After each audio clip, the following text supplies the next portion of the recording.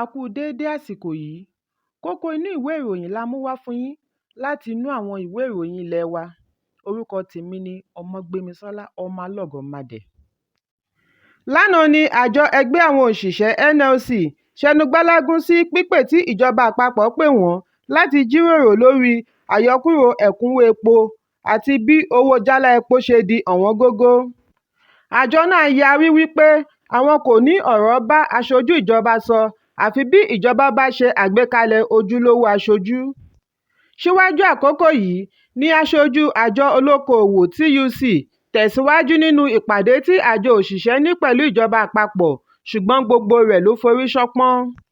Ní báyìí, àwọn òṣìṣẹ́ iléeṣẹ́ amúnáwá ti lérí láti darapọ̀ mọ́ àjọ òṣìṣẹ́ nínú ìyanṣẹ́lódì nípa sísọ ará ìlú sínú òkùnkùn birimùbirimù láti lè fi ẹ̀hónú wọn hàn sí àyọkúrò ẹ̀kúnwó epo tí ìjọba Ààrẹ Bọ́lá Ahmed Tinubu mú wáyé. Akápò gbogboògbò fún ẹgbẹ́ NLC, Hakeem Ambali, fìdí ẹ̀ múlẹ̀ wípé lóòótọ́ ni àwọn kọ̀ láti ní ìpàdé mìíràn pẹ̀lú ìjọba àpapọ̀ lórí ọ̀rọ̀ àyọkúrò ẹ̀kúnwó epo. Lẹ́yìn èyí ni àjọ òṣìṣẹ́ fẹnukò níbi ìpàdé gbogboògbò wọn láti gùnlé ìyanṣẹ́lódì. Ààrẹ àjọ òṣìṣẹ́ Joe Ajaero náà ṣe àfikún wípé ṣíṣe ìpàdé pẹ̀lú ìjọba àpapọ̀ kò lè tún irun kankan lára àjọ òṣìṣẹ́. Lórí ẹ̀rọ amóhùnmáwòrán Arise ni Ajaero ti sọ wípé lẹ́yìn atótónu ìpàdé tí àwọn ṣe pẹ̀lú ìjọba àpapọ̀ síwájú àkókò yìí, síbẹ̀ àjọ elépo NNPCL tẹ̀síwájú láti ṣe ìkéde àlékún owó epo. Nígbà tí ó ń sọ̀rọ̀ lórí wípé àwọn àjọ òṣìṣẹ́ kan lòdì sí ìyanṣẹ́lódì, Ajaero ní àwọn kò ní àjọ òṣìṣẹ́ láti ẹkùn àríwá tàbí gúúsù. Gbogbo ẹ̀ka àjọ òṣìṣẹ́ ló sì ti fọwọ́ sí wípé kí àwọn gùnlé ìyanṣẹ́lódì bẹ̀rẹ̀ láti ọjọ́rú ọ̀sẹ̀ yìí. Ẹ̀kúnrẹ́rẹ́ ìròyìn yìí wà nínú ìwé ìròyìn Punch tó jáde lónìí. Ọ̀kan lára àwọn olóyè ẹgbẹ́ òṣèlú All Progressives Congress, akàwégboyè Ṣọlá Adéyẹyè, ti kan sáárá sí igbákejì ààrẹ àná Yẹmí Ọ̀ṣínbàjò pẹ̀lú bí ó ṣe fi ipò rẹ̀ sílẹ̀ ní pẹ̀lẹ́kùtù láìsí ariwo bíi ti àwọn olóṣèlú kan ní ilẹ̀ adúláwọ̀. Nínú ìfọ̀rọ̀wánilẹ́nuwò pẹ̀lú akọ̀ròyìn ni Adéyẹyè ti kọ̀ròjú sí ọ̀rọ̀ tí ó ń lọ látàrí bí Ọ̀ṣínbàjò pẹ̀lú aya rẹ̀ Dọlápọ̀ ṣe balẹ̀ sí ààyè ààrẹ nínú pápákọ̀ Muritala Muhammed lẹ́kọ̀ọ́ láti Àbújá ní kété tí wọ́n parí ayẹyẹ ìyànsípò ní ọ̀sẹ̀ tí ó kọjá. Ó ní pẹ̀lú owó tí kò tó mílíọ̀nù 10 náírà, ó ṣeé ṣe fún Ọ̀ṣínbàjò láti ṣètò ayẹyẹ ìkíni-káàbọ̀ padà pẹ̀lú àǹkárá aláràǹbarà lọ́rùn àwọn alátìlẹyìn rẹ̀ pẹ̀lú jíjẹ àti mímu. Ṣùgbọ́n irúfẹ́ ètò báyìí kò sí fún olóṣèlú tí kò bá wọn kówó ìlú jẹ.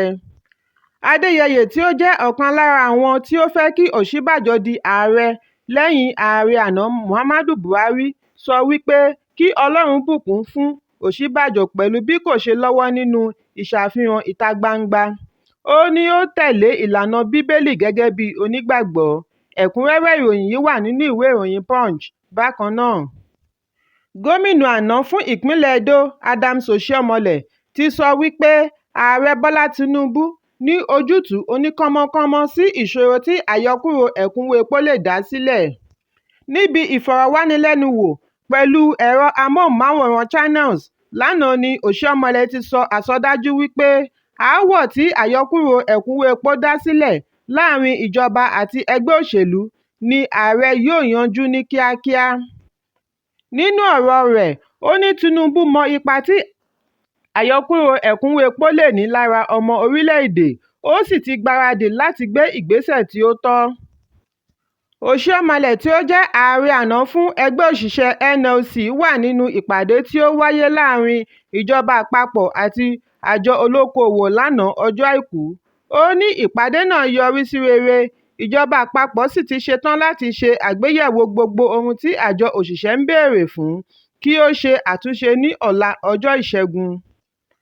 Láfikún, Oshiomhole ní bí orílẹ̀-èdè bá lè rí tírílíọ̀nù 7 náírà fi pamọ́ nínú àyọkúrò ẹ̀kúnwó epo, owó yìí ni ìjọba yóò pín sórí ẹ̀ka ìjọba 3 tí ó wà láti fi ṣe àlékún owó oṣù àwọn òṣìṣẹ́.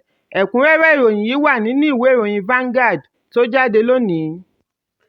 Inú fu àyàfu ti bẹ̀rẹ̀ ní iléeṣẹ́ ológun lórí ta ni yóò jẹ oyè tuntun. Olórí ogun, olórí agbèfọ́ba, olórí ogun orí omi àti olórí ogun afẹ́fẹ́. Chief of Army Staff, Chief of Defence Staff, Chief of Naval Staff àti Chief of Air Staff. Ìgbésẹ̀ yìí wáyé lẹ́yìn ìpàdé Ààrẹ Bọ́lá Tinubu pẹ̀lú àwọn tí ó wà ní orí oyè lọ́wọ́lọ́wọ́ àti ọ̀gá ọlọ́pàá yányán Usman Alkali, olùdarí iléeṣẹ́ àjọ ọ̀tẹlẹ̀múyẹ́ DSS, olórí iléeṣẹ́ àjọ agbèfọ́ba Ọ̀gágun Samuel Adébáyọ̀ àti olùbádámọ̀ràn ààbò fún ìjọba àpapọ̀ Ọ̀gágun Babagana Mungono. Ìpàdé yìí wáyé ní Ọjọ́bọ̀ tí ó kọjá ní ilé agbára l'Àbújá. Ìwádìí jẹ́ kó di mímọ̀ wípé ó ṣeé ṣe kí wọ́n ṣe ìfẹ̀yìntì onítipátipá fún òṣìṣẹ́ tí iye wọn tó 300 láti iléeṣẹ́ ológun, orí omi àti orí afẹ́fẹ́. Àwọn tí wọ́n rò pé àwọn yẹ fún ipò yìí ni wọ́n ti bẹ̀rẹ̀ sí lọ́bì lọ́kòkò kí ìpinnu wọn lè wá sí ìmúṣẹ. Ohun tí a gbọ́ ni wípé àwọn wọ̀nyí ń kàn sí àwọn olórí ìjọ, ọba, olóṣèlú, agbaṣẹ́ṣe pẹ̀lú ẹbí àti ọ̀rẹ́ sí ààrẹ àti àwọn onípò ńláńlá nínú ìṣèjọba. Ní báyìí, ìyànsípò oyè ológun yìí yóò wáyé láìpẹ́ lẹ́yìn ayẹyẹ ilé ìgbìmọ̀ ẹlẹ́ẹ̀kẹwàá. Ẹ̀kúnrẹ́rẹ́ ìròyìn yìí wà nínú ìwé ìròyìn The Sun tó jáde lónìí. Ènìyàn tí iye wọn tó 280 ni a gbọ́ wípé ó gbẹ́mìí mì ní ọjọ́ Ẹtì tí ó kọjá, tí ọ̀pọ̀ sì farapa nínú ìjàmbá ọkọ̀ ojú irin tí ó wáyé ní ìlà-oòrùn ìpínlẹ̀ Odisha ní orílẹ̀-èdè India, lẹ́yìn tí àjọ amójútó ìṣẹ̀lẹ̀ pàjáwìrì parí iṣẹ́ wọn ní àná ọjọ́ Àìkú. Ìjàmbá yìí wáyé látàrí ìforígbárí pẹ̀lú ọkọ̀ ojú irin mẹ́ta. Gẹ́gẹ́ bí ìwádìí láti ọ̀dọ̀ àjọ reluwé, ọ̀kan nínú ọkọ̀ ojú irin ọ̀hún yẹ̀bá kúrò lórí ìlà ojú irin lọ kọlu ọkọ̀ tí ó wà ní ìkàlẹ̀ níbi ìgbọ́kọ̀sí. Èyí ló fà á tí òun náà ṣe kọlu ọkọ̀ tí ó wà lórí eré, ní èyí tí ó fa ìṣòfò ẹ̀mí. Àyẹ̀wò pẹ̀lú ẹ̀rọ ìgbàlódé ló ṣàfihàn wípé ẹ́ńjìnì ọkọ̀ àkọ́kọ́ yọnu, èyí ló fà á tí ó fi yẹ̀bá kúrò lórí ìlà lọ kọlu àwọn ọkọ̀ yòókù. Ẹ̀kúnrẹ́rẹ́ ìròyìn yìí wà nínú ìwé ìròyìn The Guardian.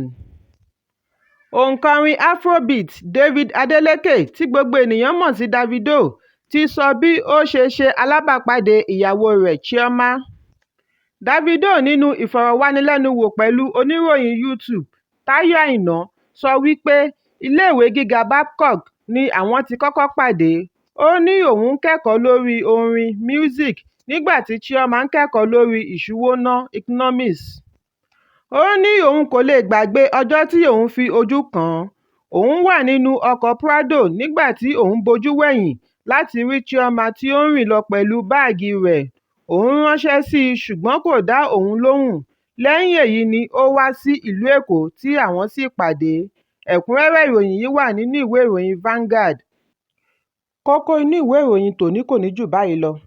Ẹ pàdé mi lọ́la fún àkọ́tún ìròyìn. Kí a tó lọ, ẹ má ṣaláì fi àríwísí yín ránṣẹ́, ìyẹn comment, kí ẹ sì bá wa subscribe sí ojúnà wa lórí YouTube kí Kókó Inú Ìwé Ìròyìn lè máa tẹ̀ yín lọ́wọ́ ní kíákíá.